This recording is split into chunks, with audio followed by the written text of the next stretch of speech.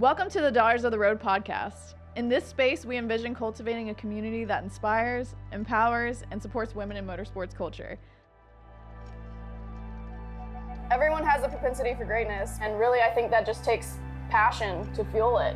And if we can be that source of inspiration for them finding their passion, then I think we really have done our job in elevating the industry as a whole.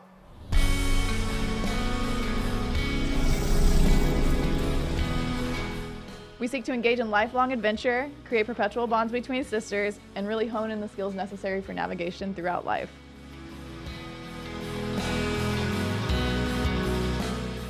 I'm Kristen. And I'm Brandy. And we are Daughters of the Road.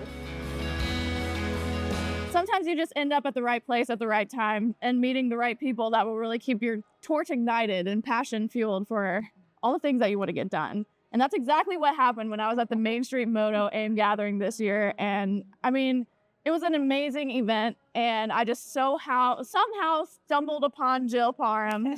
And it was a really great conversation. And just, I immediately knew that she had to come and just share a little bit of her story. So Jill, if you don't know already, is a co-founder of J&P Cycles with her husband. She started this in 1979, so they've been in the industry for a long time.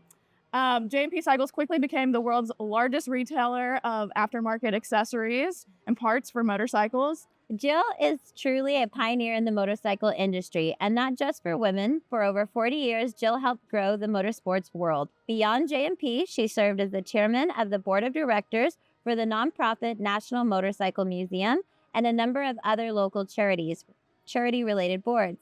She was rightfully inducted into the Sturgis Motorcycle Museum Hall of Fame in 2019. Rightfully inducted. We are so excited to have you here to share a little bit of your time and your story with us. Thank you so much for coming. Thank you so much for inviting me. Yes. So J&P Cycles is truly a staple in the motorcycle industry. We all know that. And really every dream starts with baby steps. Uh-huh. Can you bring it back to the very beginning, the very inception of J&P Cycles? What was that like and what were you doing? So in the very, very beginning, J&P Cycles was very small and J&P Promotions was the big one because that's how we were gaining news of the customers. We were putting on events and taking the catalogs that we were developing, which are very small. Our first one was 16 pages. Wow. Taking catalogs out to meet the motorcycle world. And so we were setting up at swap meets, and then we thought, why set up these swap meets? Why not promote them? So we would promote like 42 swap meets a year. And our biggest one would have been at McCormick Place. And so that's how we grew the name base for J&P Cycles. And pretty soon we got so busy with J&P Cycles that J&P Promotions, we didn't have time for it. And so we had to stop promoting to be able to run the business. And so when you live in a small town like we do in Animos, Iowa, which has 5,000 people, and 1,000 of them are prisoners in the penitentiary, you don't have a good customer base to be operate a business, And so we kept going out and trying to get names, and my husband was like, "We're going to do mailings to these people," and I'm thinking, "Oh my God, really? Okay." And so I was in the IT world at a company. And so I created a database and I would go home at night, key all the new customers in and keep track of that. And so we started doing little flyers and we do mailings to these customers. And then he's like, well, if they just had a catalog, we could mail right directly to them. So 16-page catalog became part of our lives. And he started doing mailings and continued to do the promotions to continue to do names. And pretty soon it was opening a retail store and not being able to support that in Animos, Iowa. So again, doing mailings for people to come to the shop from all over. We do a little rally there, which we call the Customer Appreciation Day. And pretty soon that rally grew into 30,000 people coming to Animos, Iowa. Oh my gosh. And in the beginning, the town didn't love us because back in 1979 and 80, the bikers in the world weren't the main thing that people wanted in their towns. Okay, and it's kind of sad because my husband just kept pushing forward, and I had another job for many years because we couldn't financially make it. All of our money would have been going into that, and so I kept kept the job, and we decided not to have children right away, to try and get this going. And it's kind of how it all started. That's wild. So we travel a lot. Yeah. Yeah, a lot.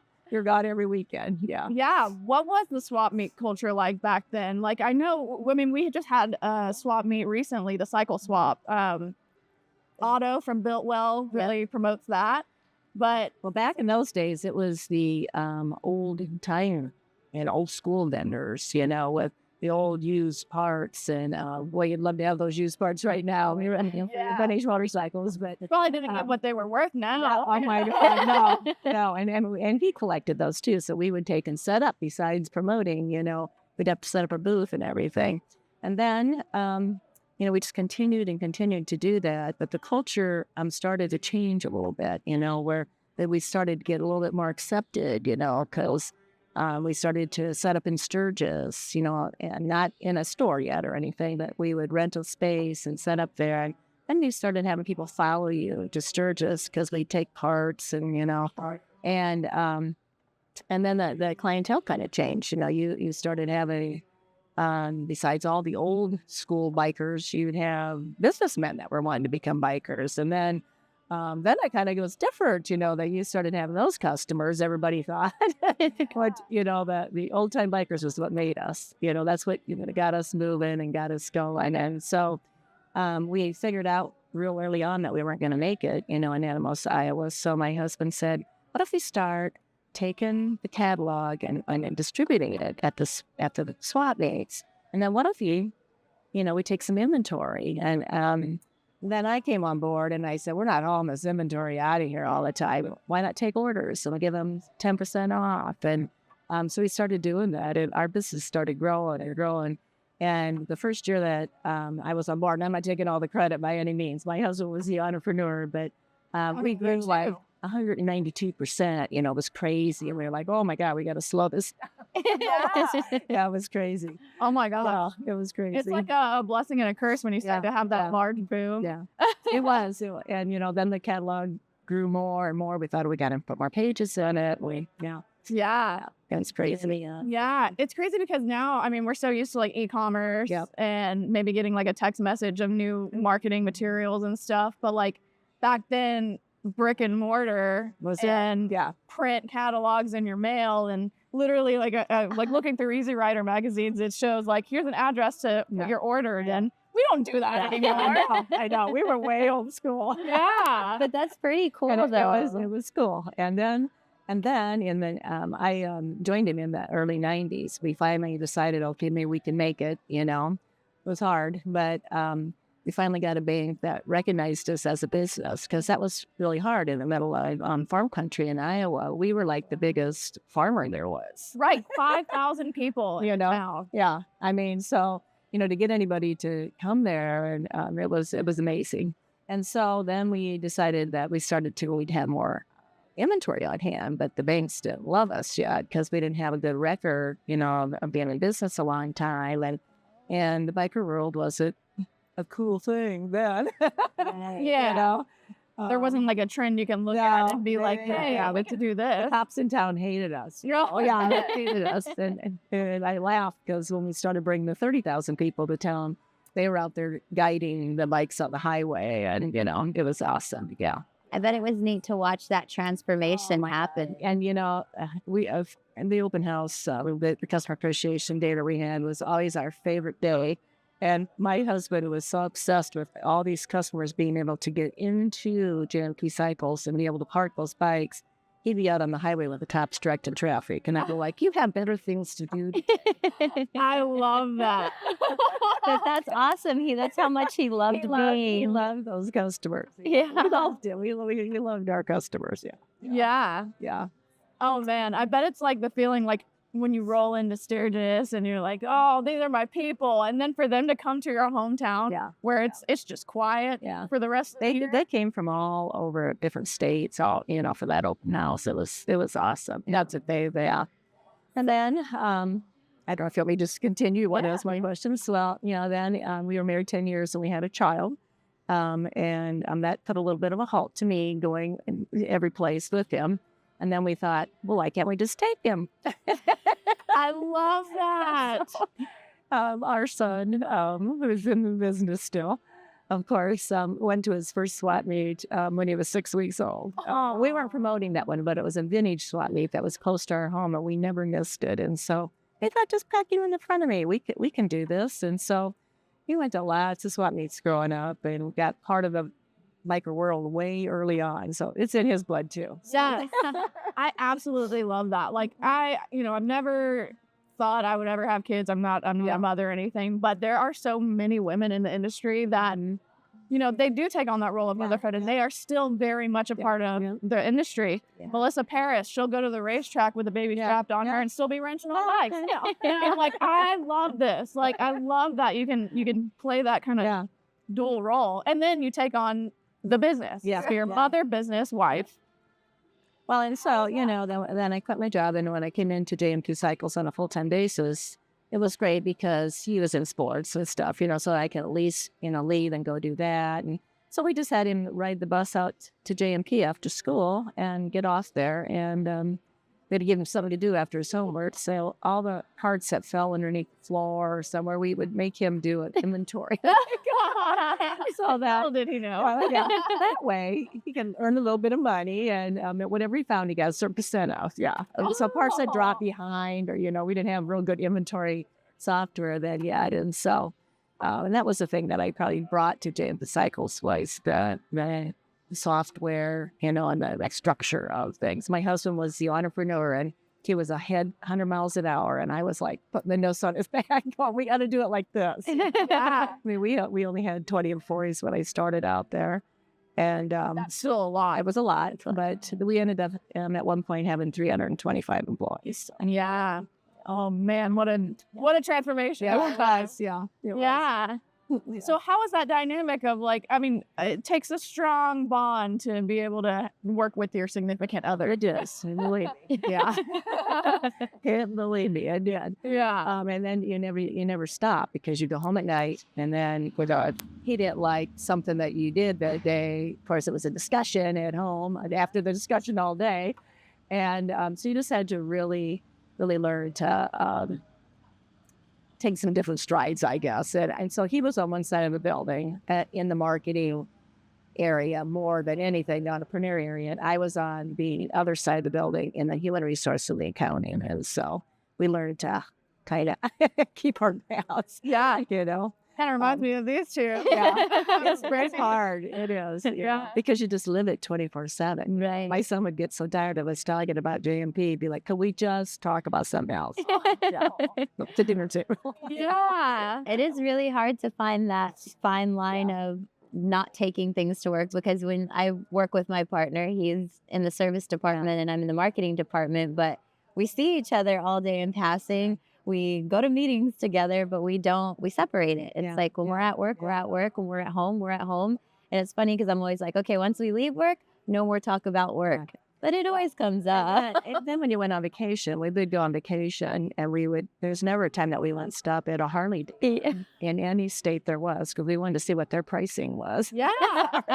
Yes. And see what was new and the bikes and, nothing, so we could keep up with the aftermarket. I think that's awesome, because then you share that passion, and it's something that gets you both pumped for the day, gets you excited. Yeah, there was never a time that we ever hardly took a vacation without stuff. Well, it's a tax trade-off. There you go. And I thought in the beginning, we're going to do this, but you just get so used to it. That's how we lived. I mean, we just lived it every day. Yeah. Yeah. It's fun because whenever you're out doing things together, it's like you'll see something like, oh, that's a great idea for the dealership, or how we can get other people in or engage with other people. It's constantly. Yeah, when you're married to an entrepreneur, you when you're the calmer one in the family and you're the more financially focused person, it's hard because, an entrepreneur knows no limits. Yeah. Yes. He didn't know what the word no was. And so, sorry. That's what it is. And, so when he went into Bio City Block out in Sturgis and opened that store out there, I was like, oh my God, we finally just got stable, And we finally had the business was growing and we were doing good. The banks loved us and many wanted to do that. But it was the best thing that ever happened to us. Yeah. Yes. And we both, we'd live in Sturgis for 2 weeks of the year and run that store. And, I worked the cash registers with the girls because I wanted to know our customers. And John would work the floor. And we would do other things, too. We did some fun things out there, of course, but we wanted to know who our customer was and meet our customer. And they loved it. Yeah. It makes a big difference to have a relationship with the people that you work with. Makes you want to work harder for them. Yeah, it does. And unfortunately, we'd have a lot of people bringing turns with stuff out there. So there needed to be somebody in charge on the customer service part that could make a fast decision. So I took that on because I knew, we were just going to do what we needed to do for that customer. Nothing worse than a customer throwing a fit in front of 1,000 people, Right. on something stupid. Yeah.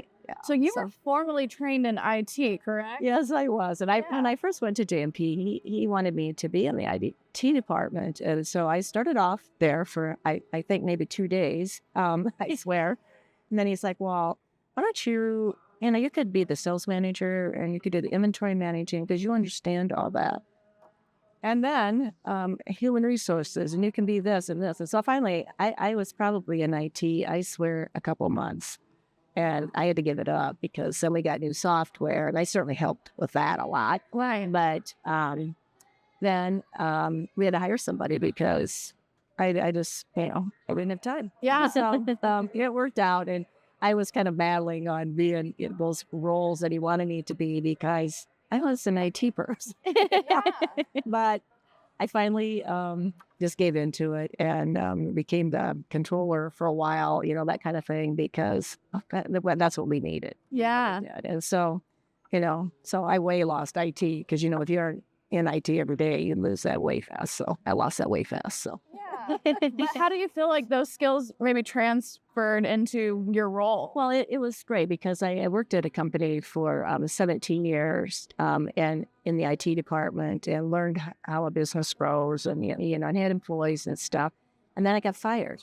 It's the best thing that ever happened to me. Yeah. And I woke up, I tell you. Oh, my gosh. And then I went to another job for four years. And I went out to other companies, and at least I worked for a company that sold software, and I went in and put that on their computers, installed it, and trained them in payroll and that kind of thing. And so it was perfect. And then it was time for me to join in, and so I did. Yeah. Yeah. Yeah, and it's funny because some people, some events happen inevitably that you can't control, and you just have to let go of control. I thought, at the time, I thought it was, oh my God, I was devastated. And it was just a conflict of my personality and a new manager. I look back and I was probably wrong. Okay, I hate to say it. I was but look what exactly. So it was the best thing that ever happened to me in my life. Yeah. So that's amazing. So did you guys just have the one son? Yes, we did. Yeah. I don't know how I would have ever done another child. Yeah. I know, and that's terrible. He's mad at me to this day that he didn't have any siblings. And he has 2 children, so he gave me grandchildren. Oh, precious. I know.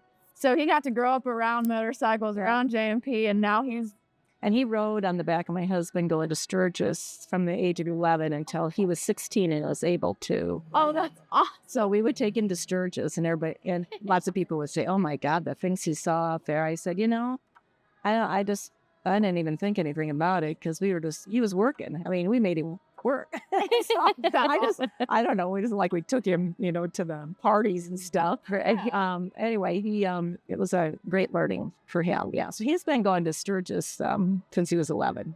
He'll be 40 this year. That is so cool. Yeah.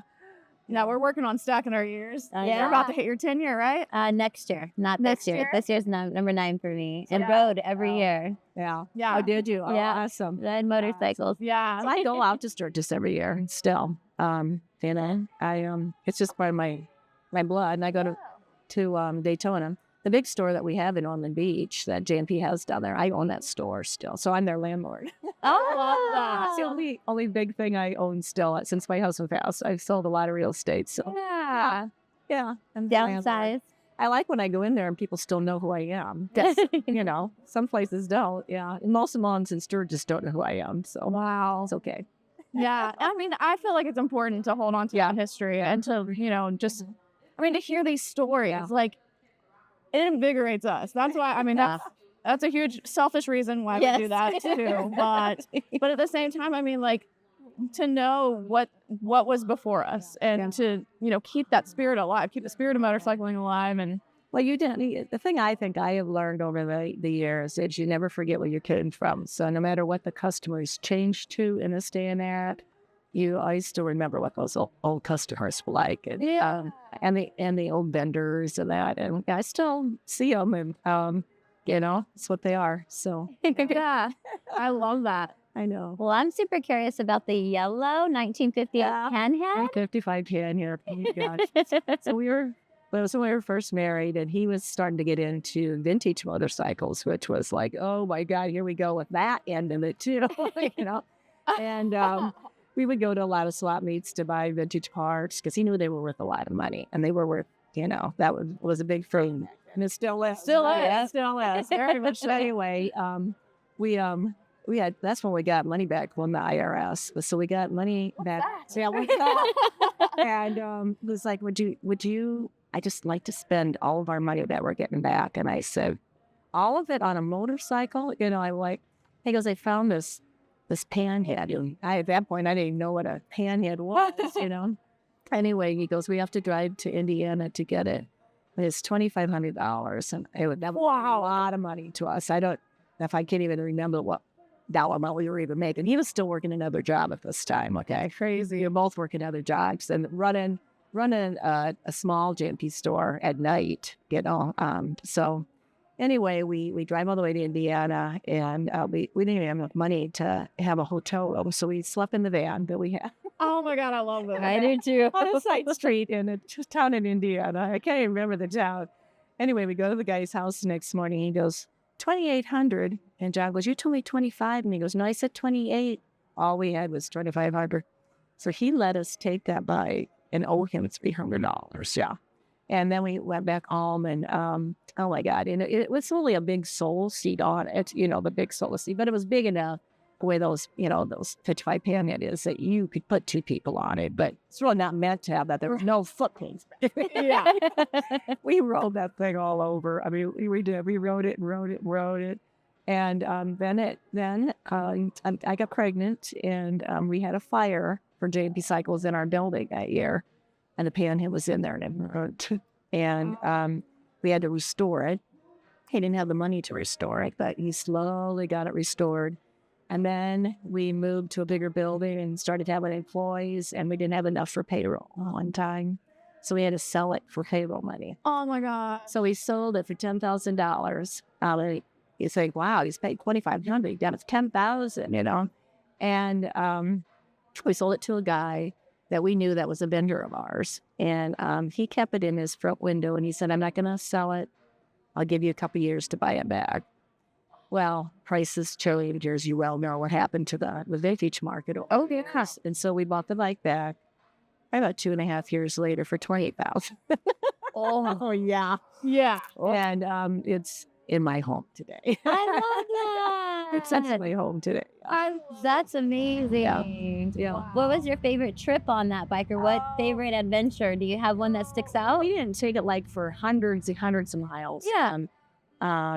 You know, but we would ride it, you know, a couple hours here and there. And so it was just a fun Sunday. Date nights. Yeah. Date nights. Yeah, that's good. That's good. Amazing. So, yeah. And then, you know, as we grew, John's like, you know, I think I want to buy a new Harley. I'm like, oh my God, I know. We started buying new Harleys then, and yeah, those were nice to ride. Oh yeah. So when we opened the store down in Daytona, into Ormond Beach, we actually rode out Ultra Valley down from Iowa. Couch. The couch. I was on the couch the whole way. It was awesome, yeah. So we thought we're going to ride down to open that store up, yeah. That's so really cool. It was fun. Went through the Smoky Mountains, you know, and everything. It was good. Yeah. Wow. It was really good. I love that, to open up a new store. Yeah. Casual. Sign me up. Let's go. Because I never rode the Sturgis with him. My son always rode the Sturgis with him, so after he could ride his own bike, he rode the Sturgis every year with my husband. And so somebody stayed back until the very end, and then I would fly out. So I've really never driven out to Sturgis until now after he passed. Yeah. Wasn't that funny? Yeah. Wow. So you just flew in, handled I just flew business. out, handled business, and flew back out. Yeah, that's what I did. Yeah. That was neat though. It gave them an opportunity to ride together. And he was out there early, and Zach would go up and help set the inventory up with stuff, Yeah, and so it worked out. Yeah. Now, have you gotten the chance to go do some of the Yeah, so when I go out there, I've actually done so much of that. Even we would stay maybe afterwards after the store shut down and do a little bit of that I just go out there to see friends. Yeah, I live with some people in the industry, and just have fun. Yeah, love that. yeah. So I love that about Sturgis. It's like homecoming almost. I didn't know, after my husband passed, it was so weird to go places alone. Because it was always John and Joe, and I thought, this is going to be weird. So, so these people that I knew in the industry said, why don't you just live with us? And we'll take you under our wing. Not like I needed anybody to take me necessarily, but it felt good. And so that's kind of become a tradition now. I live with them every year. So awesome. To become really good friends. So That's like our house that we stay in with Penny. It is. We've got a girl Penny. gang house. Penny. Yeah. Yep. We finally got grandfathered in. Yeah, that's awesome. Yep. Every year she's like, right after Sturgis, so are you guys staying next year? Yeah. Like, we're already on the list. I'm like, yes, Yep, I already please. paid my down. Yep. Exactly. Yeah, I love Sturgis so Yeah. much. I do too. Yeah, I rode out there with my dad when I was 17. So we rode from Florida to Sturgis and back, and did like a whole I think it was 3 weeks, almost 4 weeks during my junior year going into senior year of high school. Yeah. But I had to do an iron butt to get back. So for my first day of senior year, I slammed 1,000 miles. I came in with burn marks from my gloves and my jacket, it was great. And people were like, how did you even do that? I know. My son, when he was 16, of course, his first bike was a Sportster. Yep. And, That's what I rode on back when you're nimble enough. and everybody was like, you rode a Sportster, that Sturgis? Yes. He's like, he didn't get what anybody was talking about. He was 16. And he wasn't having. Yeah, it's such an experience. He can't stand that riding still to Sturgis. Now he lives in Texas, and he can't stand that riding to Sturgis. So it's a heck of a long ways from Texas. Oh, it's a lot different. Yeah. It's definitely different. Not too bad though. I still worry about him doing it. Yeah, mother and me. Yeah, I know. What part of Texas is he in? pardon me. What part of Texas? He's in Dallas area. Okay. Yeah, I'm stopping there on the way back there because my granddaughter turned 13. So on Wednesday. Yeah, So did he have more than one? 2, a boy and a girl. Nice. And each. So yeah. So you got your whole little tribe. He always swore he's going to have 6 children because What? I only did 1, and he's like, I'm not doing that to my children. I'm going to have 6. You would think they would love the attention. I don't know. I was like, he wasn't spoiled, I swear. I know. He got to ride motorcycles. He got to go everywhere with you guys. Not spoiled at all. No. That's too That's cool. amazing. Yeah. So bringing it back to Sturgis, you guys actually, how did the story end up with you guys taking over the National Motorcycle Museum? Well, so in the store at where J&P Cycles only did 2 weeks of business, 3 weeks of business maybe, during the Sturgis Rally, that we needed something else to be in the store to rent it out because we didn't think there was enough business at that point I don't know if you've ever been to Sturgis in the winter. It's bad. Anyway, so we had a car lot guy that rented part of it, and then the National Motorcycle Museum needed some space, and so we rented that out to them. And because they had always been part of an area that we used to set up in Sturgis before we owned the store, which was an old grocery store off of Junction, way out there.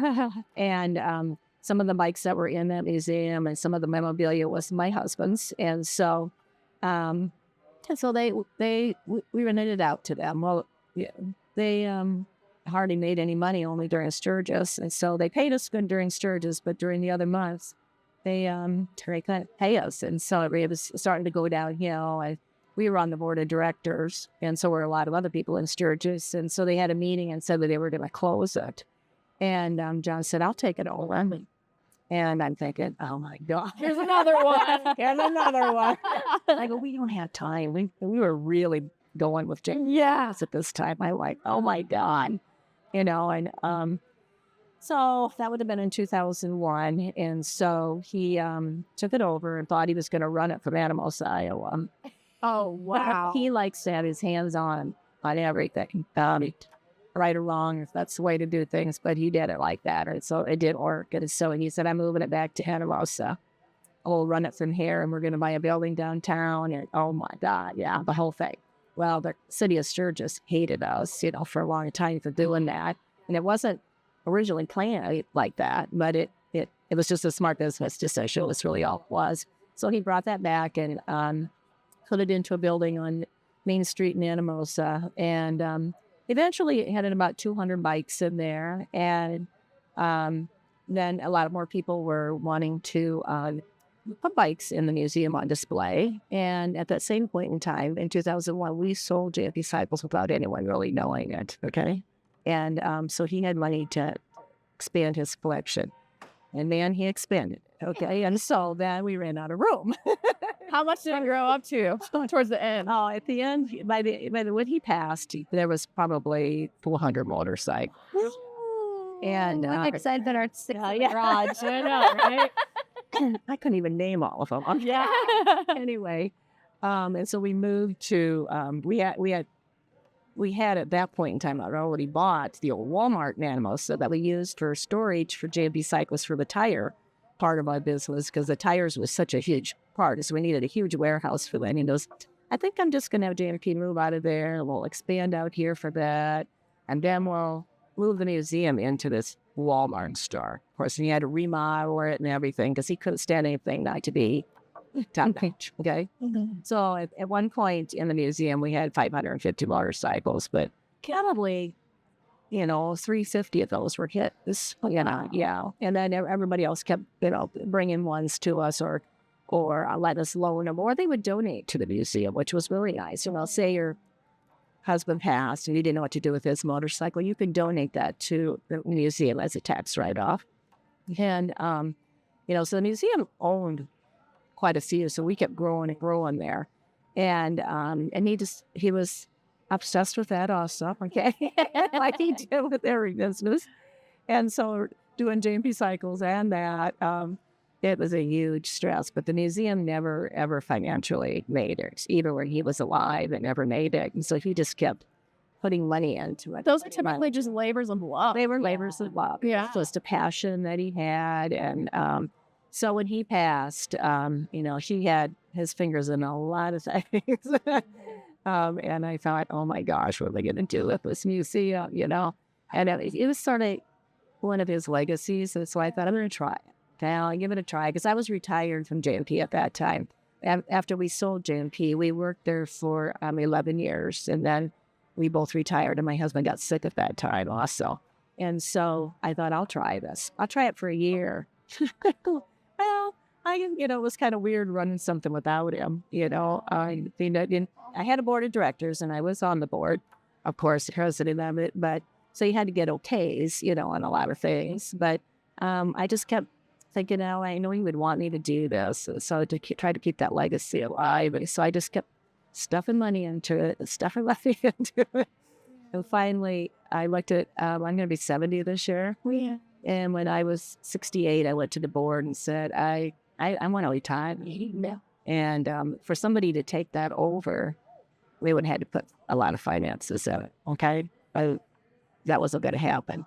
So I gave him a year's warning that I was going to retire last year in September. And so I stretched out. We had all the motorcycles that were on loan set back. And we had a lot of people that didn't like what was happening. But I just had to put my shoulders high and know that it is my time to do something. It's my time to turn the page and do a life that I wanted to live day to day, And so my son was 100% in favor of it. So I did, and I had a Mecum auction. It was awesome. It was a great weekend at Anamosa. And last summer, with the museum closing, people were coming out of the woodworks. I mean, we would have 1,000 to 1,500 people at the DOTR. Before we would maybe have 20. Yeah. If we had 100 on the weekend, it'd be a big thing. And it was like, oh my God. I'm not going to say that there are times I thought, oh, did I make that right decision? Because there was so many people coming. But it was a great summer because I met so many J&P customers that came to visit and said, oh my God, we said come one last time. And, and it was awesome. And was it hard? Yeah, it was. But I never wavered from my decision. That's good. And the board was in support of me. And I was able to pay off the loans that were out there for the museum with selling the building and stuff and some of the bikes that they owned. They had about 65 bikes that they owned. So it was a great weekend. And I know that my husband would have been proud with the way I did it because I went out with class, I guess is the way I think it was. So yeah, it was sad. It was hard, but it was sad. I'm sure it was super bittersweet, but it's crazy to like, that's kind of like a full circle with your customers coming from back in the day to come. Yeah. I mean, I have customers that came in and said, we used to buy from you when you had that little store on the street. To be like, well, they thought I'd remember them, of course. It was an emotional time to it, actually. Yes, absolutely. But it was good. Yeah. And so I kept 11 bikes. Yeah. Which ones? Like I have what I used to call it a man cave for him, but now I call it she shed. And I kind of redid it because I kept his office and everything, but the bikes that he had in his office and the bikes that he had out there weren't as important as the bikes that I kept because he had the more important ones at the museum, And so I kept two 1911 Merkles. Wow. And an '08 strap tank. And the Merkel, the racing Merkel and that strap tank are in the office on display. And the other ones, I've got a loft that like goes around my whole shed, and so I put the bikes up there. And I kept a 02 gear, an Indian, an Aramaki, a 36 BS 39 knucklehead. Just a different combination. And of course, the Panion. Yeah. Yay. And a 28 racer. I mean, just different ones that I know that were important to him, And some of them would have brought me really good money, but that was like my whole point of anything. And I just wanted to keep his legacy still going. And so I did. And so during the auction, every night I had somebody out that wanted to see the bikes I kept. And so that was fun. Yeah. I do miss people coming to town, to visit J&P and all that. I do miss all that. I still see them in Sturgis. Though. Yeah. I see them in Daytona. I'll go to Biketoberfest. Yeah. So, yeah. Well, that's beautiful. I'm always supportive of people doing what's best for them, especially, just looking around at the situations that they're in. And well, I've had a lot of friends that have passed from cancer, some great. And since I was going to turn 70, happy birthday to me this year. Yeah. Yeah. I just, I want to be able to travel and do fun things like coming out here to the Stones guys. Yeah, that's amazing. Otherwise, I was kind of scrapped at that museum because, I was there every day. I did the bookkeeping and everything for them because I couldn't afford to hire anybody. So, so I did a lot for them. Yeah.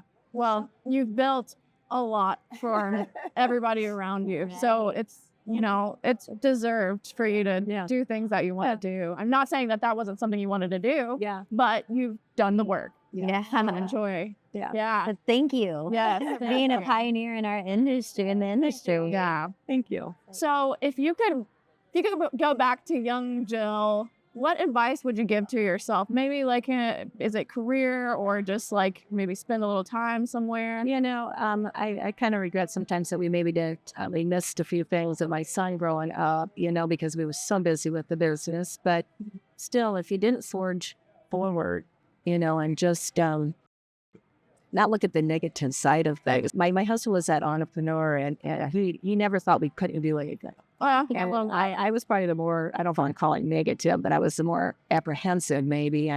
But if you just set your mind to something and go forward with it, you can do it. You can do anything you want to. Yeah. Yeah.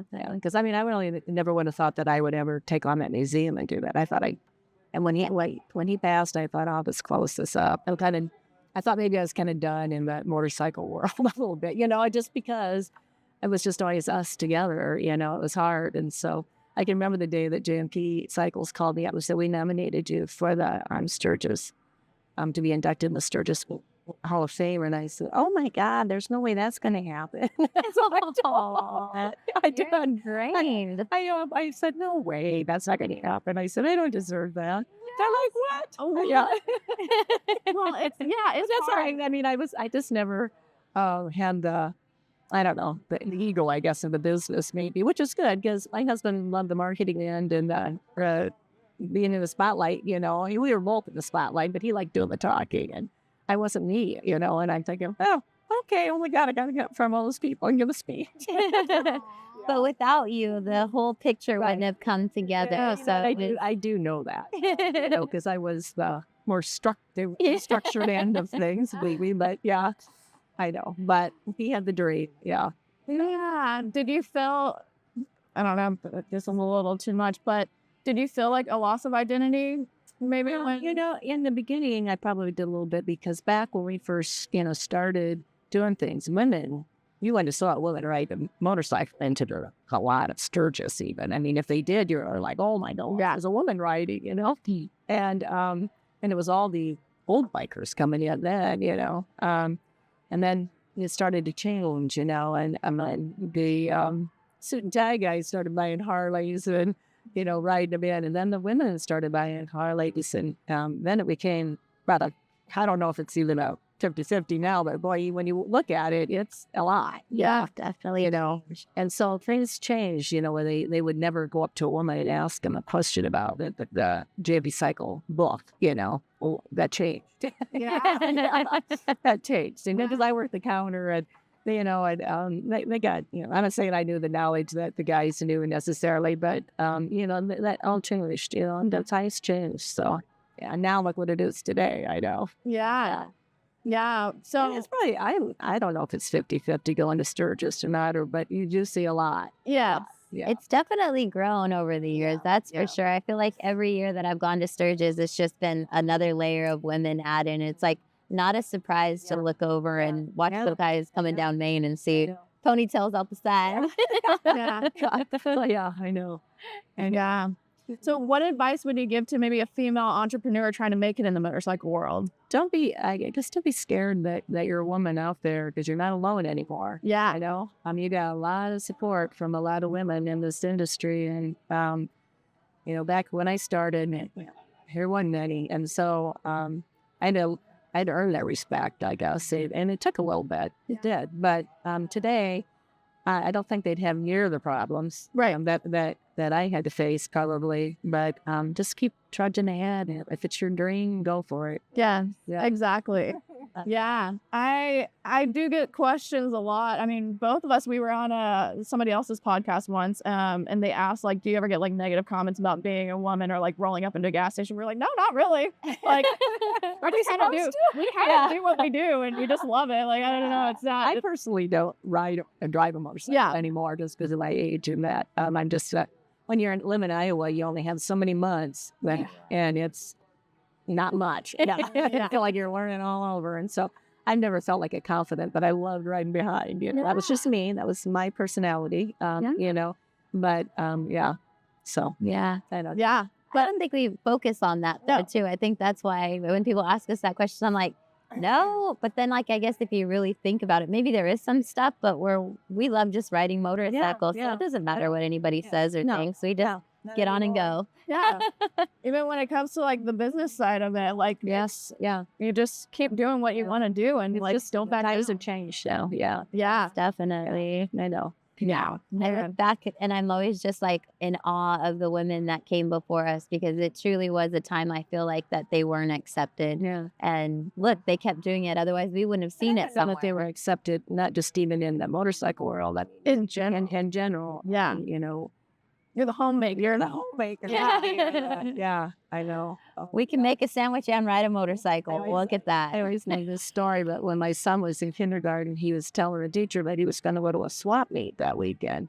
And that teacher was already waiting for us to come to parent teacher conferences because she was like, I can hardly wait to know what a swap meet is. I'm like, oh my God, it's a motorcycle spot. That's amazing. I love So that. he started talking about swap meets early. Yeah, we're talking about swap meets. Oh yeah. The teacher was probably like, "Are they farmers? Like, are they swapping cows? Or I don't know. Or something worse. Something worse, maybe. Who knows?" Oh my God. That is too funny. Yeah, I mean, like, how were you received, as a mom in school? Well, and I everything? can remember wearing some leather. Downtown, I stopped at a Hardee's one morning on the way to the shop for something, and I went in there, and people were staring at me, and I'm thinking, why are they staring at me so bad? Oh, I had leather pants on. Okay, wow. You're tough. Yeah, I wasn't tough. I wasn't been tough. Yeah, I thought I was anyway. Wow, I never even thought about it because we were having a meet that day out at J&P, and I thought, I just wear my leather pants. Yeah. That is so funny. I love that. The old days. Yeah, I love it. I mean, those are great days. I wish we could have been alive then. I do too. I We would have rolled it up to so- Iowa. I would have been going out to support you. Yeah. So looking back at all your accomplishments, I mean, there's a lot to be able to sustain a business, to be able to raise a family, everything. Like, what are you most proud of? What brings you the most joy looking back? Probably, well, the most joy probably looking back right now would probably be to still run that museum for those years that I did to keep my husband's legacy alive. Yeah. And I know he probably would have wished I did it forever, but I just couldn't. And so I think that was a big accomplishment for me because it took a lot of strength to be able to do that alone. And Absolutely. not that I was alone in the world with it. I had a lot of friends, a lot of friends that have helped me. I had one of John Swift's friends actually helped me a ton because he knew about vintage motorcycles. He was in the vintage motorcycle world, and so he really helped me. And I just don't know what I would have done without him, and I'm helping with so much. So Yeah. It takes a village, but at the end, you did make that decision. I made that decision. Yeah. And my son was already there. J&P Cycles had closed the warehouse in Anamosa, so he was already moved to Dallas at this time. So I didn't have him in my backyard either. So that was hard. Oh, I'm there. Yeah, but I did it. So I can say I did it. I love that. So looking forward now, what do you plan on doing with your time? Like, what are you most excited about? Well, I'm loving just that I have that. I wake up in the morning and I think, geez, what am I going to do today? It's kind of funny. It's Freedom. I have freedom. I've just finally gotten everything closed down for the museum because it took this long to do that. And so I finally the building sold and everything shut down. And so I would like to travel. My husband took me to Africa in 2010 before he got sick. And I want to go back to Africa. I'd love to take my grandkids. I'd love to go to Italy. I want to do some traveling until I look at some of my friends that are, not making it in their 70s, and I want to not be there. I want to do stuff while I can. So Yeah. so I still live in my big house that my husband and I built in Iowa. Was our dream home, and do I need that many square foot? No, I do not. But I'm sure my son's thinking I won't live there forever, but it's my home. So As a memory, it's something you built together. And I have a house down in Florida that we bought when we were doing the store down there, and so it's 15 miles from this store down there. So I always got to go down there and check on that store, make sure it's still intact. There you go. So bike week. Definitely. That's awesome. I stayed 3 weeks this year. Yeah. Oh yeah. Yeah. We need to. And then I never was able to do that before. Exactly. Yeah. Yeah. Yeah. So it was working. Yeah. Yeah. And make it to That was good. Yeah. Now we know who to bother while we're out there. Yeah. Yeah. We always do Daytona. Yeah. Sturgis, all this. So. Yeah, absolutely. So what are some of the bucket list items that you think you're going to maybe tackle? Or is there anything motorcycle related that maybe you still want to? I still like going to the events, and I don't know that there's really any event that I haven't been to that I would like to go to. That there was a guy from Austria that came over to my auction, and he owns a museum over there. And I would love to, he invited me to come over Well, that's interesting. and visit his museum, and he bought a lot of my memorabilia, a lot of time. And I would love to go see that. Cool. Yeah. Have you ever visited the Haas Motorcycle Museum? No. Ooh, In Dallas. Yeah. Perfect. I haven't. It's funny. No. Amazing. Is that good? Yeah. No. Yes. Yes. And you should definitely stop in to do that. the Yeah. opportunity. We're down there for a couple of days is all. Yeah. So, So Stacy Mayfield has actually taken on running the museum after her husband passed. I'd love to. Exactly. He was the one that was a huge creator of the museum. He worked and collaborated with a lot of artists to actually build those motorcycles. So there's his hand in that too. So she's taken on the reins, just kind of like similar to keep that legacy alive. My husband also was a huge Jeff Decker. I don't know if you have fan, of course, with all the His work is bronze. amazing. So I have every bronze he's ever made. Yeah. I did sell a couple at the auction, but Oh, yeah, I did sell the big Joe Petroli because I didn't have any place in my house. Yeah. That was so big. Yeah. But another museum bought it, which is perfect. Yeah. Yeah. That's what I love. I mean, some of the things went to a lot of museums, they were there for the auction. So that was a good part about it. And they're just going into a garage. right. Yeah. Right. You feel comfortable. I felt comfortable. Yeah. You wanted to control who was buying. Yeah. But and I knew that with the price of some of the bikes that it would be a collector. Oh, absolutely. That wasn't going to sell it. So Yeah. that was good. Yeah. You had a pulse on what you wanted to go and how much you wanted to go for. And yeah. Very important. But Stacy is a sweetheart. She is at the museum pretty My son's often. never taken me there, to tell you the truth. But when I go down there, there's just so many sports. My grandkids are huge into sports, so we're just running. It's family time. Yeah, it's family time. Yeah, but that would be really cool to go and even, kind of just connect and have that some would good be stories to share. Pretty good. Yeah. I think they definitely would have a story. Yeah. Oh, you're right. Yeah. So thank you again, Jill, for coming and sharing this space and conversation with us. It is truly an honor you're one of our idols, really, to be able to, build such an incredible legacy and, share it with people like us. That's awesome. That's amazing. Thank you so much for inviting me. I was glad I was able to do it. And the Stones were wonderful. Yes, yes, exactly. So the people in front of me, they said, "How many times have you been to the Stones?" I said, "This is my 15th. I wanted to do a mid." And they'd been there 30.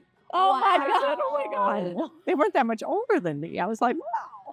When did you start going? When you're 10? Yeah, probably. Yeah. That's so It cool. was good. I'm so glad you had a good time in Vegas. And anytime you're here, let us know. Okay. Maybe we know no coffee, but I know. maybe coffee. tacos, Yeah, some something. Italian food. Yeah. Laura? I'm going to make him take me to North.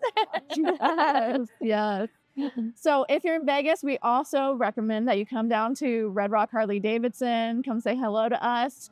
Brandy, you want to tell us a little bit more about the events going on? We have so many events going on right now, from our ADV events where we're encouraging all makes and models to come out and ride with us to Bagger Daddy's Day on June 15th. To stay up to date, be sure to check our website, www.redrockharley.com. Yes, and if you're in here buying a motorcycle and you were inspired by this podcast to get out and ride, please mention Daughters of the Road. We would love to get you linked up with some swag and, say hello if we don't know you already. Also, if you're a woman getting ready to ride, we do have the Sin City Moto Girls Scholarship. Brandy, you want to take it away with that one? Yeah, so we're always looking to help women get on the road. So if you're in Las Vegas and you're looking to get your endorsement, I highly recommend you follow the Sin City Moto Girls. Send us a DM. Also, a quick video on why you'd be a good candidate for our scholarship program. Yeah, so we appreciate you guys tuning in for another episode of Daughters of the Road podcast. Please be sure to follow us along on TikTok, Facebook, Instagram, Twitter, all those things. All the things. We're not on Twitter, I'm kidding. But It's follow X. along. Follow along and please share and spread the message. We've got great stories to tell and we'll catch you next time.